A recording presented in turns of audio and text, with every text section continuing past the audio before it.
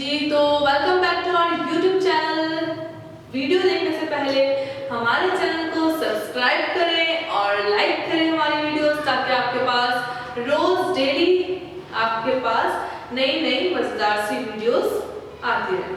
जी तो चलते हैं हम अपने आज के टॉपिक की तरफ। तो आज मैं आपके साथ आपको उर्दू पढ़ाने जा रही हूँ। उर्दू में हमारा टॉपिक है दो चश्मी है के अल्फाज।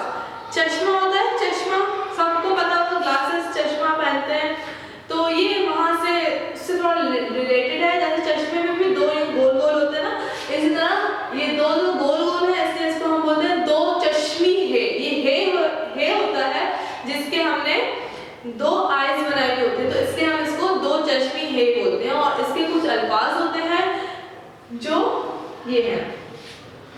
गाफ दो चश्मी है रे घर, बे दो चश्मी है अलिफ रे येरी भारी, पे दो चश्मी है वाओ फूल,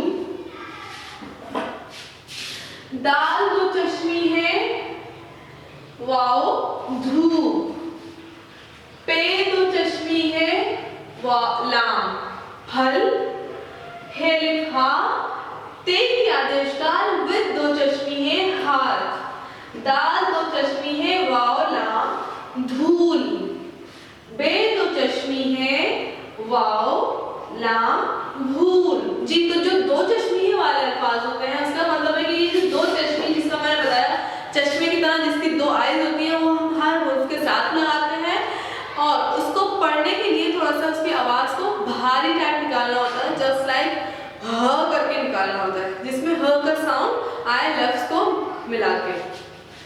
घर सबको पता है, घर होता है, सबका ही घर होता है। भारी, ये मैंने जो मात्रा उठाया हुआ ये हल्का है, लेकिन कुछ चीजें ऐसी होती हैं जो भारी होती है, जो हम नहीं उठा सकते। फूल, फूल फूल तो सबको पता है क्या होता है। धूप, धूप धूप, सूरज की रोशनी को हम धूप कहते हैं।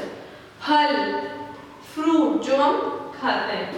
हाथ, धूल, धूल, किसी जगह पे मट्टी अगर जम जाती है तो उसको हम क्या कहते हैं, धूल।